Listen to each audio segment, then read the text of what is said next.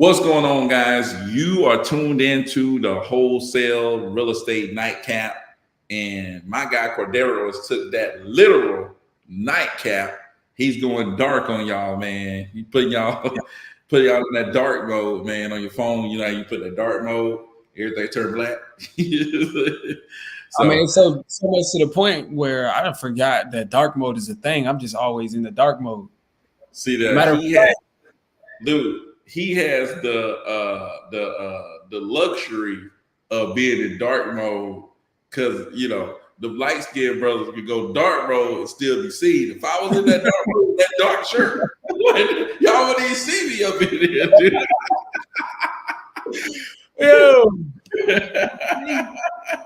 Just eyes and teeth. Dude, your eyes and teeth, dude, it would be a wrap. I'm telling you. Oh man, but shoot, man, we back up in this thing, man. Another day of grinding, trying to get a deal, man, trying to get people locked up. We didn't get anybody locked up today, but we gotta get somebody locked up this week. Who do you think is gonna be this week, man? Listen, the lady from Atlanta, she messaged me. Just coincidentally, she said she was going on vacation right as she was ready to go. Deal that we've been working on, or that I think that she might have got us. She might have hit us with the rope-a-dope, but she just knows what she's doing. And sometimes you can trust it because we always talk about don't send a contract out unless they're ready to go. She took me back to the old ways where we sent the contract out and had to go ahead and how would you say, wait and just kind of stall out until she signed it. But she sent me what she wanted to add. Yeah, hope and pray. And she said, add this. And it was something simple, a simple contingency about like basically a disclosure that she doesn't know the condition of the property. So fine.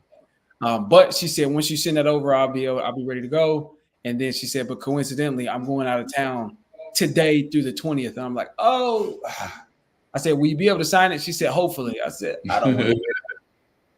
So if she can't sign it until we get back, baby. If she can't sign it until she get back, then we're gonna just change the closing date on it, and that's about it. And do it like that. Man. So, but I'll keep pressing her. She got that. She professional. She a county clerk. So when you send her email, it say, "Oh, I'm out of town." Automatic response. I'm out of town this week. Oh, her, or it could be any one of the leads. I'm working on Cordarius. Shout out to Cordarius, man. I'm working on a lead that you got. A guy, I think he's ready to move forward. I was just a little bit tired. Okay. And in West Tennessee, yeah, that's Cordarius' deal. Okay. Go ahead, man. Hold on. Yeah. But that's Cordarius' deal. Working on Cordarius' deal. Jay got a couple. Jade's got Jade got the Albany deal that we're trying to work on. I think Jay got 2 Albany properties that we're working on. 2 Albany properties, both of them with fire damage. I think Jay went on there and said, "Hey, let me get fire damage." He go on there. He's ordering them like a burger at McDonald's or something. Let me get two fire damage properties in Albany with a large Pepsi. But so Richard, I think my guy Richard might got something on the hook, honestly, as well. So I don't know, man. We got Coach locked up, Cordarius, on the way. So I think Ralph got something. So I don't know, man. We're working, but I want to talk real quick, briefly, until Byron gets back, just about what's going on. She just texts you. Who, Richard? Are you talking about Tammy? Miss Tammy? Hey, can we yada? That'll be crazy. Cause I was just like, man, bye. We ain't got time to be playing these games with y'all. So I just want to talk about Rich. Yeah, Yes, sir. See, we'll see. Play it cool.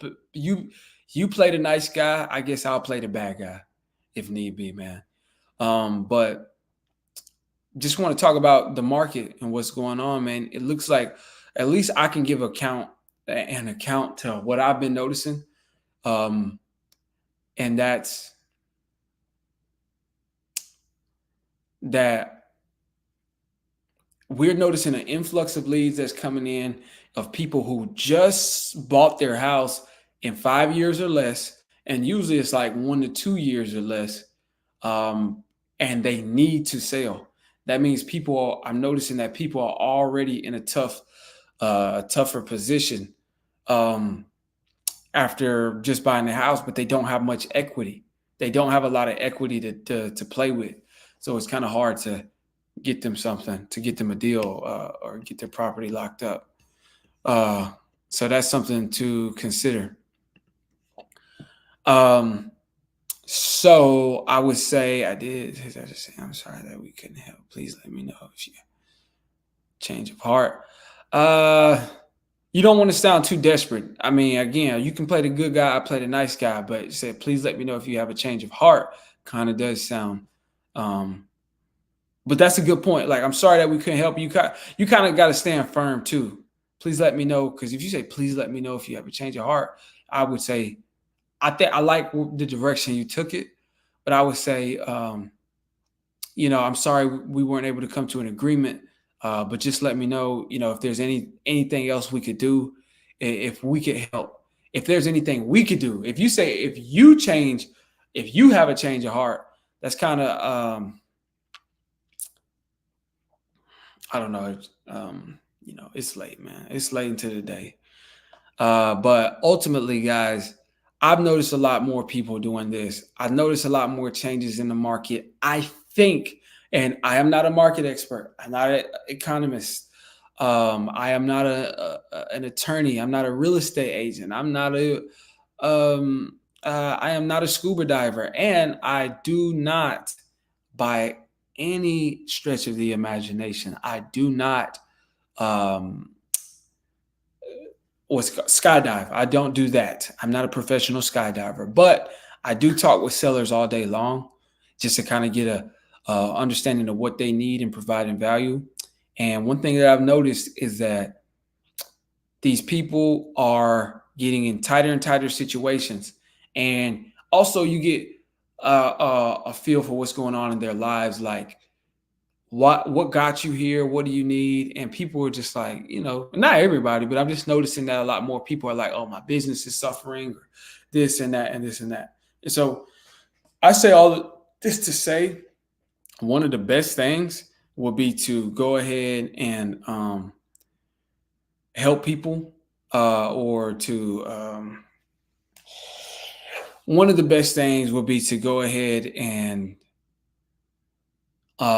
get your mind in the service mindset. Me and Richard was talking about this earlier, just kind of how our personality types work when we're talking to the sellers. But ultimately, it's about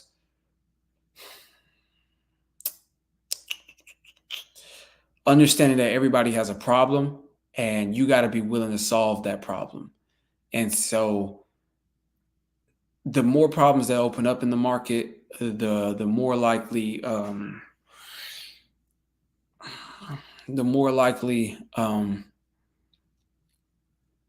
that we'll be able to provide value and add value to everybody. And so ultimately, you are, dude,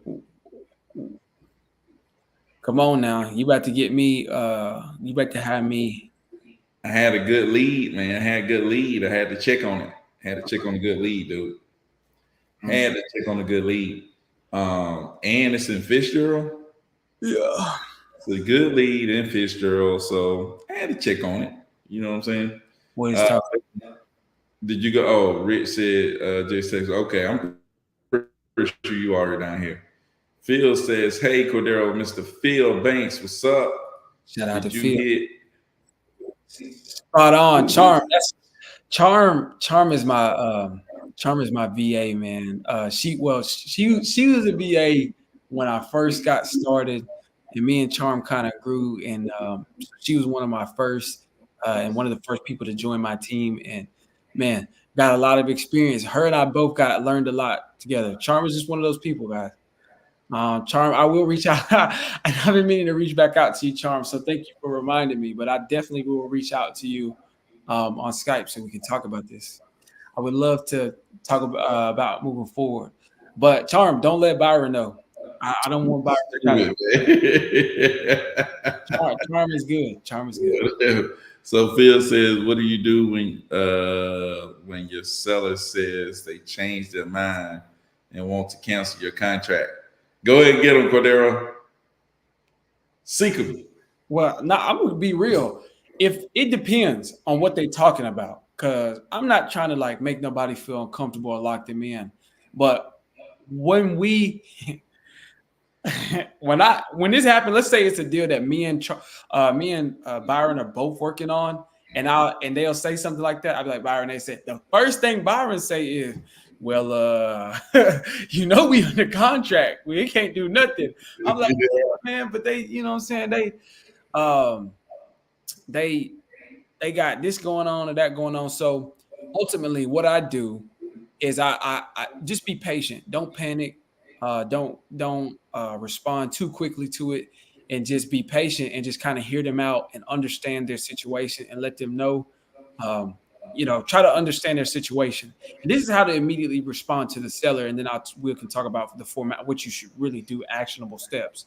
But hear them out, let them feel heard and understood, because there's a reason why they wanted to move forward. And now there's a reason why they want to back out.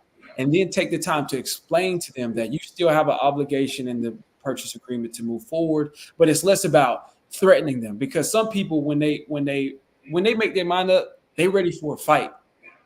They probably made it up in their mind that they gonna get this how they get other things. Like they gonna get this how they get that extra sauce at McDonald's.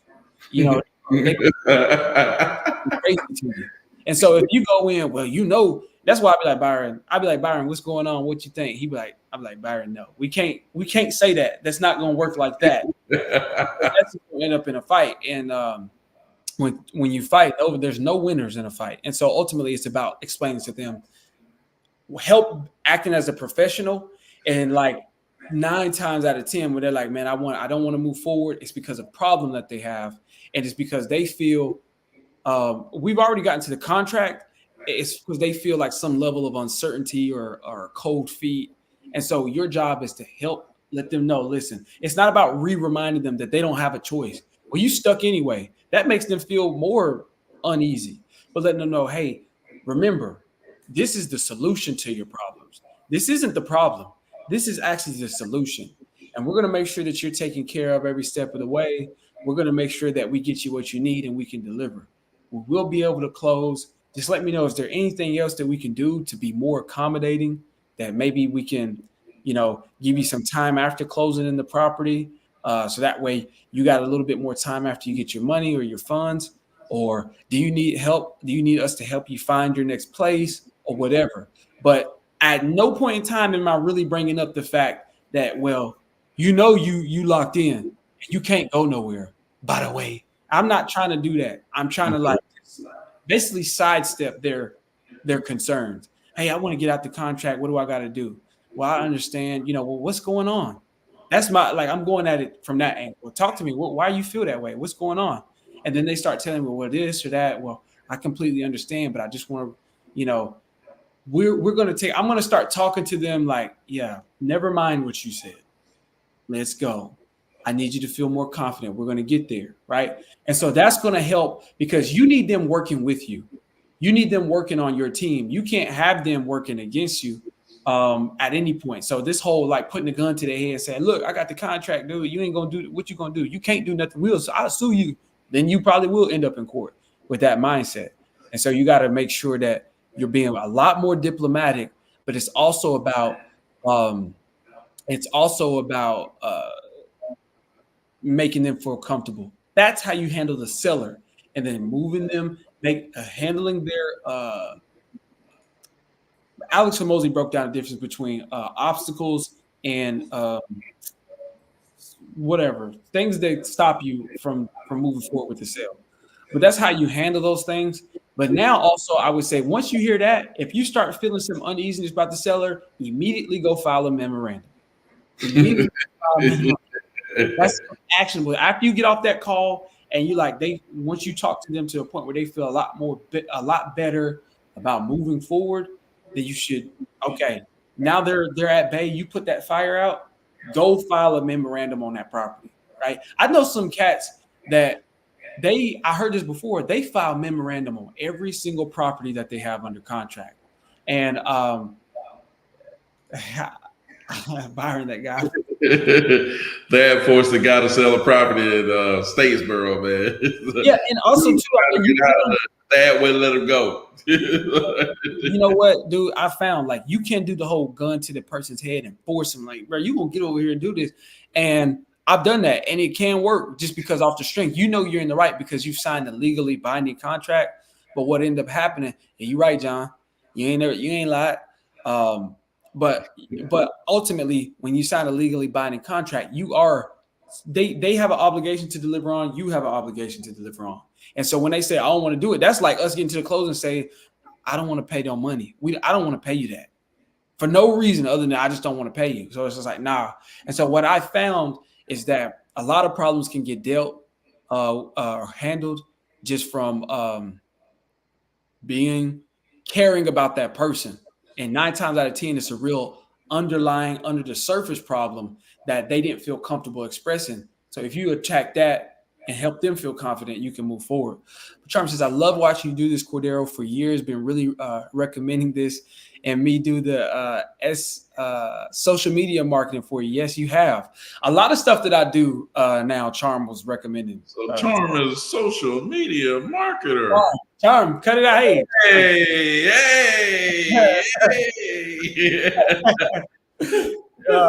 I'm looking you up on Facebook, Charm. Don't even worry. Really, Charm is a VA, and she is looking for her next position. And if I don't go ahead and grab her, shoot. We might have to share Charm, honestly. Whoever decides to grab her. Be on Team REI next door. I'm telling you, Charm is one, very skilled. And the thing about Charm is people would always tell her, you sound like you're from California. And she's got this cool laid back vibe that people really like talking, you know what I mean? So Charm. But she says, break a leg, get them deals closed. Yeah.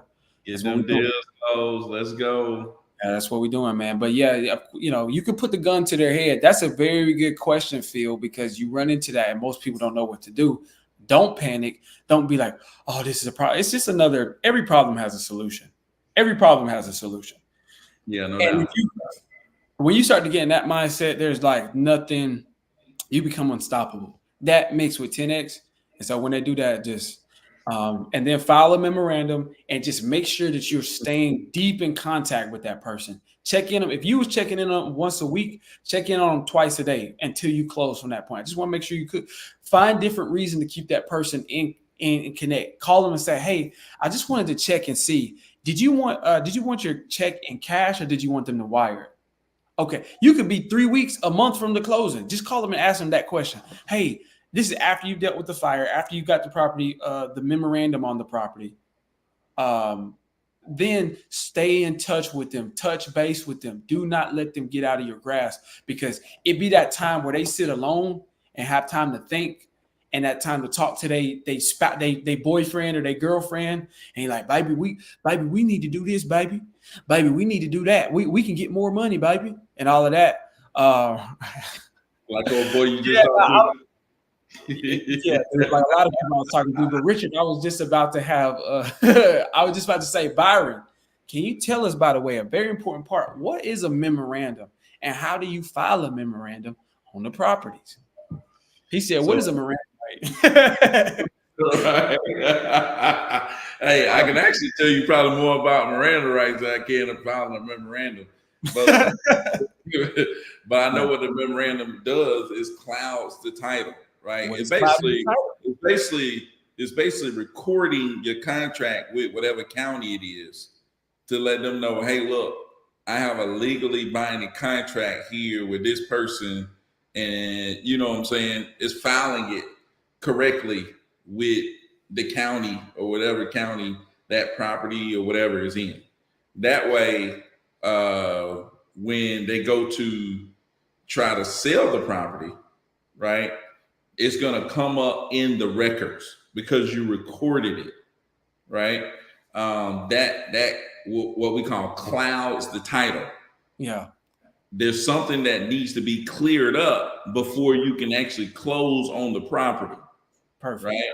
Yeah. And they have to clear up that situation. Most of the time, the person who's actually buying the property at that point will go and like try to pay you off, or they'll say, okay, this person is trying to buy the property, I can't sell it to you because I already signed a contract with somebody else, you know, and then they may go with you, you know what I'm saying? You have to work it out, you know, but it's clouding that title. It's recording your contract with that person, which in turn is going to cloud the title.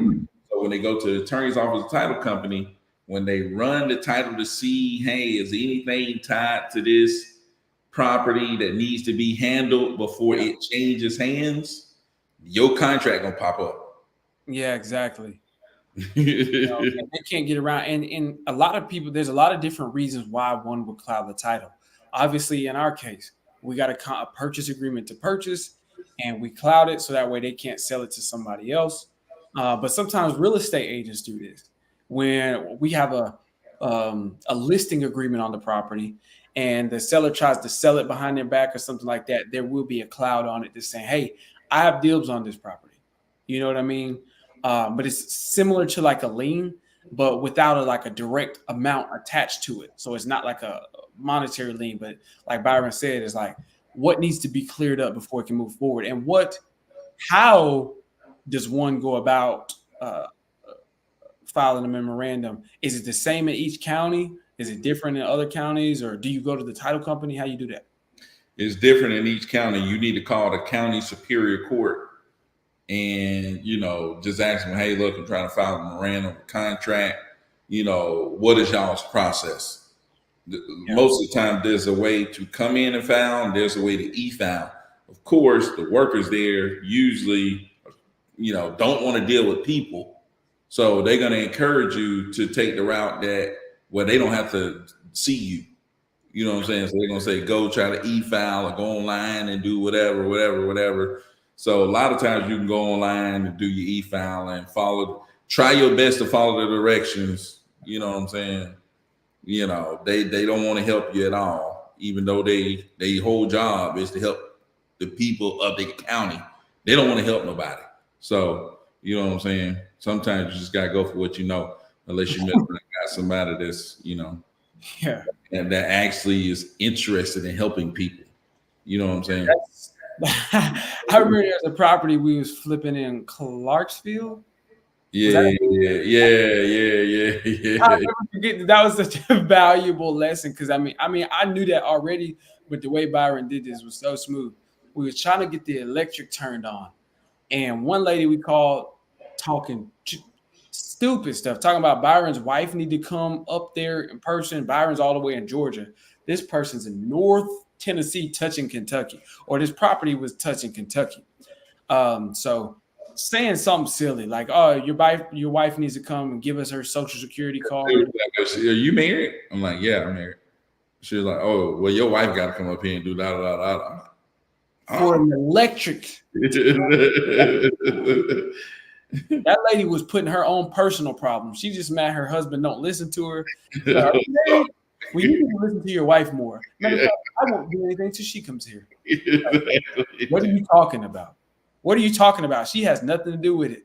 I don't know if he just directly hung up or he was like, okay, I'll get back. You know I ain't hanging up on nobody. I don't know. Byron was just like, whatever. It was smooth. He got off the phone with her and he immediately called them back without saying anything. He just was like, okay, all right, bye. Good. Call him again and got somebody else. And right there, got the electric bill. He said, I'm about to call get somebody else. I'm like, yeah. So they didn't even ask me if I was married. No. That's like you go to, come on. But that lady was acting like there's no way around this. You have to. Hung up the phone with her, call back. The person didn't even ask me if I was married. And that happens so much in this business. And you got to think of that when you call the title company, when you call insurance companies, when you call attorneys, when you call people's lenders for them, when you call, because I'm on the same thing. I'm on the phone now with a deal that we're trying to get closed in Florida. Call the lender. I call the lender. I got rights to talk to the lender on behalf of the seller. I call in the first lady like, oh, we won't get that till next week, and got a crazy attitude. I'm trying to get the payoff. We won't get the payoff until next week, and this and that and this, that, and the third. And I'm like, okay, can I talk to this guy, the same guy I talked to yesterday, please? I'll see if he's open. That guy. Done talking. By the time I'm done talking to him, he said, oh, we can have that by tomorrow or Friday at the latest. I'm like, okay. This lady gave, you know what I'm saying, and she didn't seem to care. So you got to keep in mind, and this is, don't sleep on this. This is one of those little in-between details to a newer person that you might not consider until you're in that position. But I want to give it to you for ammo. When you're actually going through the process of closing a deal, you will have to talk to attorneys, again, lenders, mortgage companies. You're trying to do short sales, insurance companies, contractors, and you got to call other businesses. And you might talk to one person and think, oh, wow, I got to do this, this, and that. But consider, if it doesn't make sense to you, like calling a electric company and they talking about your wife got to come up, that doesn't make sense. If it doesn't make sense, don't argue with that person. Again, same way, be diplomatic. Okay, absolutely, not completely understand. Talk to somebody else. You got to 10x your activity in all directions. How many representatives that you talk to? I mean, you might have to talk to 2 or 3 of them when you thought I was just going to call in and get one guy. But some people are new to the job, so they don't know that, oh, we can walk around. We can step around that. She might be thinking, oh, there's no way we can around it because she's been working there for 2 days. But the guy who's been working there for 2 years, he like, oh, here, just go over here, click this, click this. It be those overzealous people that just got started in a job want to argue with the customer and stuff. It's like, man, there might be a better way. Well, and they feel disrespected if you ask to sidestep them, but and go somewhere else. So you just gotta be diplomatic and keep moving. And so get off them and call back. Boy, but anyways, so Rich says, sound like a tool we should use every time. Does it cost to e-file? Yes, it does. And I mean, you can do it every time. There's people who do it every time. You know what I'm saying? You just need the personnel. Really, a lot of times it's about personnel because there's so much stuff to do. You know what I'm saying? We dealing with this, dealing with this, to sit here and try to file every single time. That's a process that if you set it up and have the personnel that, hey, look, your job is to do boop, boop, boop, boop, then they can get that knocked out.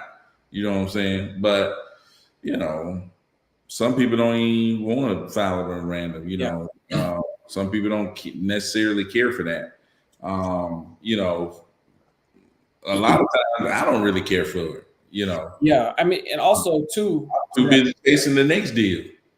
Yeah, but if that was your thing to do every time, like as soon as it doesn't matter if they was running away, doesn't matter if they, was all in or running away. If you just did it every single time, then I would like that. Like that would be more my thing. If I did like, this is what we do. This is what we do guy. Yeah. Like, this is just what we do. You know what I'm saying? If I just did it every single time, if I decided, okay, we'll do it every time, you know, then it's just a part of it's not a thing. It's just process. You know what I'm saying? Yeah. I'm not out to get you. I'm not out to da. This is what we do every time. You know what I'm saying? So because this is usually the connotation with this, and that's why you'll see some attorneys shy away from doing it, and they'll tell you go do it yourself. Is that filing a memorandum?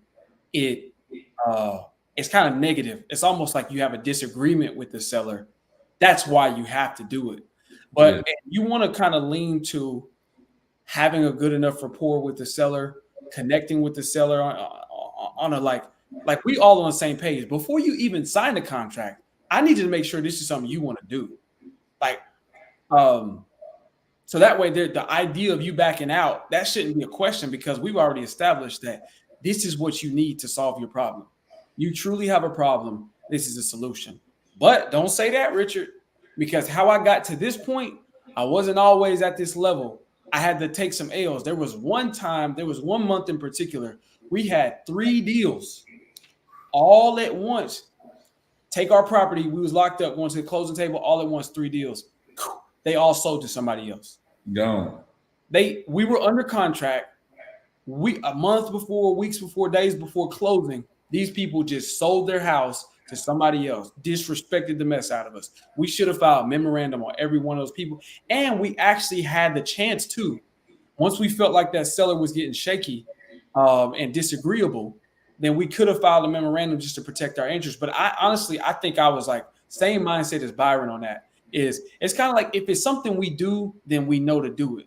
But that's not something that we were thinking about doing. So it's just like to stop in the middle of it and go figure out how to file a memorandum, whatever. But now it's like, it's like to stop getting leads. Well, we was really focused on like getting more deals. It's like, should we focus on trying to stop all these people from going somewhere else, or should we focus on getting more leads, trying to close more deals?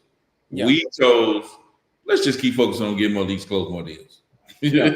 But now that I know, I mean, filing a memorandum is really not that complex of a process. It's not that. It's not that. It's not. And so that's why we say we didn't want to dwell on, those people. We wanted to move on from them. You know what I'm saying?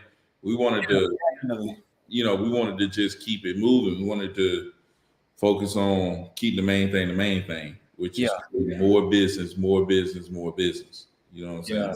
Moving forward with speed. Or your more is a lead. And you just got to keep it moving. And so but now go ahead. I was going to ask a question. I was just gonna say, like, that's something.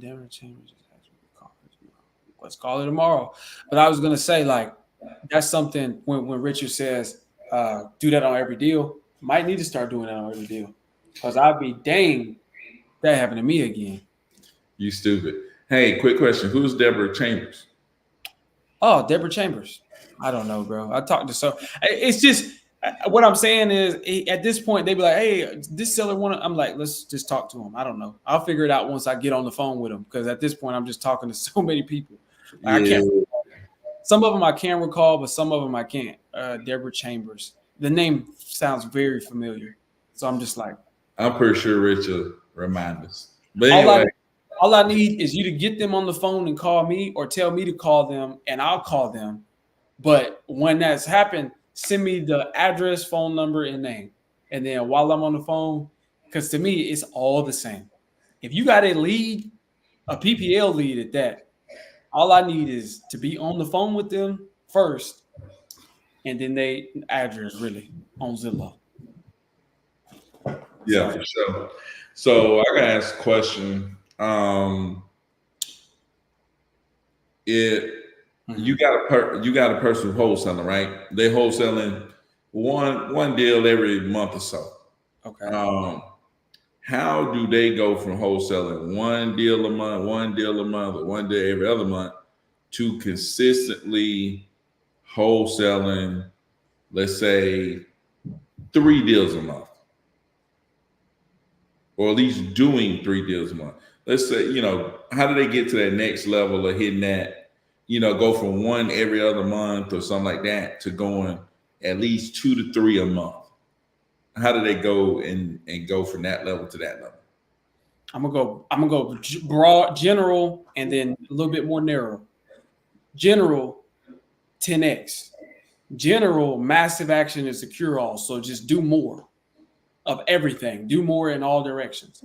But more specific in particular, do more what? I would say for that individual, however you're doing your deals. So if you got a deal last month and the deal before that and the deal before that and the month before that and the month before that, or let's say it's every 2 months, but there was some sort of pattern, I would say however you got there, just do more of what you did. Like we were when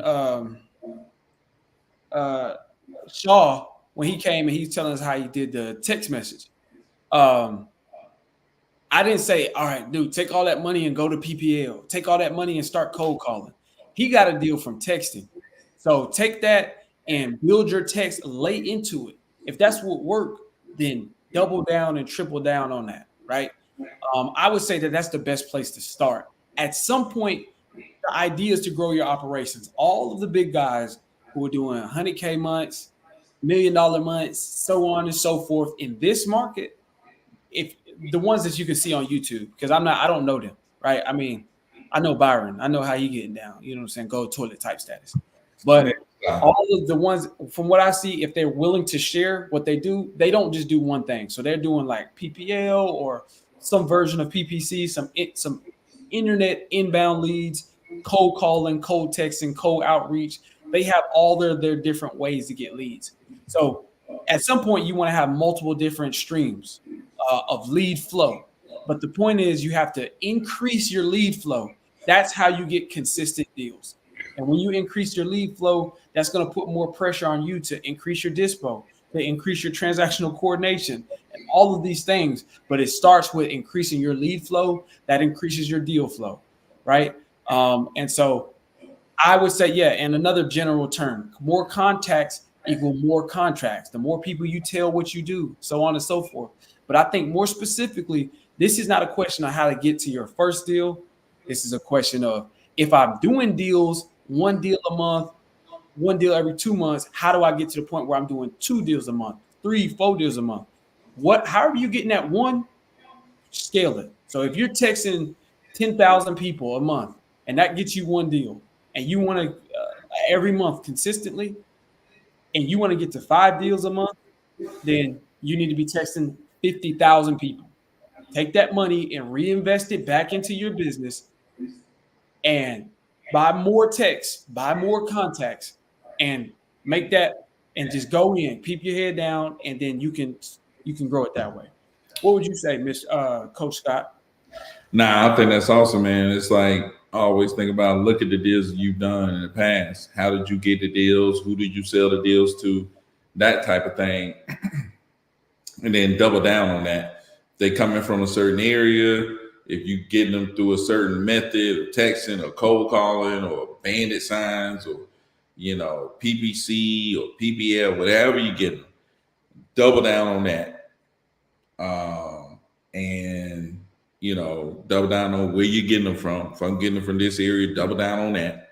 See how you can get more focused in on the way you got it. Get more focused in on what area you got it in. Get more focused in on the buyer that you sold that property to. Get more focused in on that stuff. And I think, figure out that one thing. The one thing marketing, the one thing target area, the one thing type of buyer, and then go hard. You know what I'm saying? 10x, your efforts to make that happen again and again and again. So that's what I think, man. I think if you did that, I think you'd be in really good shape. But shoot, man, we've been on this thing 38 minutes, man. On a late tip, we're finna get out of this thing before we hear already on the 8th. But shoot, let's shout out people who came through. Rich came through. Mr. Philip Banks. Wait. Barshawn Zimmerman. Did we get somebody? Did he already come in before? But yeah, dude, we can 1,000% get that, man. Yeah, for sure. I mean, you're looking at the cleanest of the cleanest and the closer of the closers. I would absolutely love to do that. Can we get a seller objection series? Because that's something that's very valuable to people. About to get a deal from it. But that's something that's very valuable to people. What Richard just said. Ran a Facebook ad for $6. About to get a deal from it. $6. That's how you were saying how to get them 80 leads a month. That's how. Not just using Courtney, but doing it the solo way. That's why they follow me. They think I know the way. Because that's what Keithon, the Godfather Keithon, was trying to tell young Padawan the whole time. Yeah, no doubt, man, no doubt. But like I was saying earlier, man, it's like you see all this different stuff, you start doing all kind of stuff. You're right. Trying to search this way, search that way, do this to get a deal, do that. You all over the place trying to figure out how to get a deal. 100%, I agree. You need to find the one thing that's actually working right now, not something that I gotta figure out. You know, unless you ain't got nothing that's working.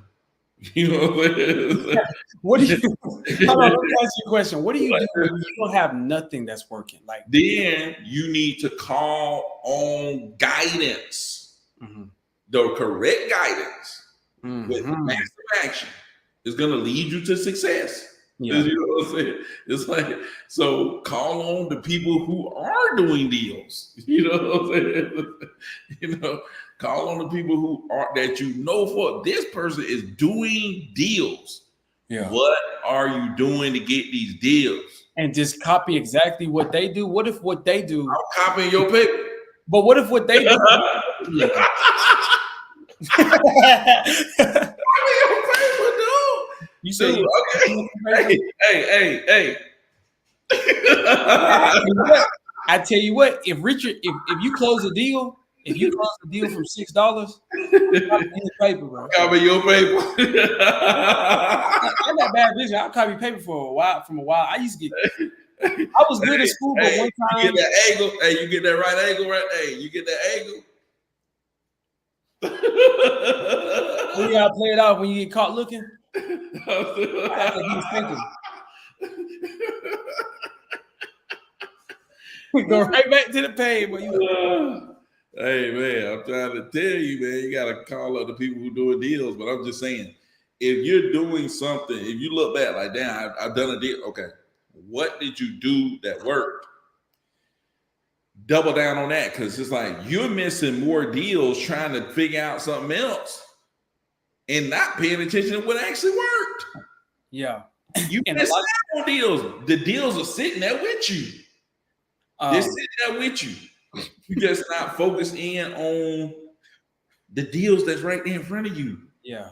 And a lot of times the guy, when nothing is working, it's not even that, it's that you're not doing enough of anything. That's exactly. You all over the place. You over here, you over there, you doing this. It's like you da. It's like if you're trying to break out of a maze, you do hey Cordero, the boy is back. The CEO. It's like a bullet, dude. It's like a bullet. But it's like you trying to break out of a maze and you go a little bit down that area, you like, nah, that ain't work. You didn't even go all the way down there. You didn't even go to see to its end to go far enough to know. And you haven't gone far enough in any direction to break it out, even if it is the right direction. And so when you in that place and nothing's working, then you know, like you said, call on guidance. If you don't got a lot of bread, you don't got no money, then the obstacle becomes a way. But if you don't got a lot of money and the guy is like, you talk to Byron and Byron's like, man, take $6,000. You got no money. He like, take $20,000, go buy you a truck, and you like, oh, okay. If he hits you with that, if I'm just giving, then it ain't like, dang, okay, let me not listen to that. It's like, no, there's still a lesson in what he's telling you. And he's saying, I'm going to take this amount of money, I'm going to buy PPL. It's just like, okay, still you can do it at your level. Because a lot of people, it's like, a lot of people don't realize it's like, okay, what can I do that can still work? You can get that PPL. It's like, dude, you can get $2,500 though. You might have to work a couple weeks overtime to get that money. But when you do it, if we can guarantee you're going to get a deal, come on now. Or whatever. I'm just saying, it's just like, don't think that, man, I can't. When you talk to somebody, don't ever think that you can't or it's not complicated. Also, too, when you go communicate with somebody who's giving you guidance, be completely transparent with your situation because that'll help them give you more guidance. That'll help them lead you out. The clearer you tell them. Yeah, for sure. And I only get like a little passionate about this because I've been there. I've been in stretches of doing deals. I've been in stretches of not doing deals. Yeah. And it's all about it's really, I've been in situations where I was running it up. I've been in situations where I would not run it up. And I look back like, dude, I was zoomed in on one thing. And maybe it's just me, but I'm pretty sure it's most people. You gotta focus in on one thing. And when you focus in, you put that effort in on that one thing, stuff changes. Apply force. Apply massive action on one thing, and it will make the difference. I'm telling you right now. So Absolutely. That's major. A lot of young dudes, new people, and this is the last thing I'm gonna say. And I'm gonna let Byron put me off. But a lot of new people, I'm like, so what you want to do with that? I want to do a little bit of this, and I want to be doing that, and then I'm gonna do this, and then I'm gonna do that, and then I'm gonna do real estate while I work on my rapping career, and then that's gonna take off, and these things gonna take off at the same. No, bro. Pick one, and it's called niching down. Pick one, and then inside that one, pick one. And inside that one, pick one. So it's just like you can't be doing Forex and real estate. Pick real estate. And inside real estate, you can't just be doing everything. You can be flipping and wholesaling and be a real estate agent. And just be a wholesaler. And inside wholesaling, you can't be saying I'm a wholesale these type of deals. Like I'm a cold call. I'm a text. I'm gonna do just cold call. Just do PPL. And inside, so on and so forth. The more narrowly focused and niche down you can be, that's where the riches are in the niches. And you can niche down on so many levels. You can target just only a certain type of seller and only a certain type of buyer in a certain market. Improve upon that, and then you can branch out. But that's how you get unstuck, if you will. Yeah, for sure, man. But shoot, we finna get out of this thing, man. Appreciate all y'all for coming in. Everybody who ever come in and watch us, man. We appreciate y'all. Rich, appreciate you for always coming through, man. Yeah, man. CEO always checking in. Barshawn Zimmerman, man. Appreciate you coming through. I'm gonna bring it. Look, Charm. I'm here. Don't even worry about it. Do what? I said I'm gonna start just adding seller objections every day. We gotta come up with a series. We can talk about it. Thad, appreciate you coming through, man. J Dub came through. Appreciate you, man. Phil Banks. Yes. Came through, and all my people on that G. I appreciate y'all for sliding through, man. All my people on that G. But man, we up out of this thing until tomorrow, man. Peace out.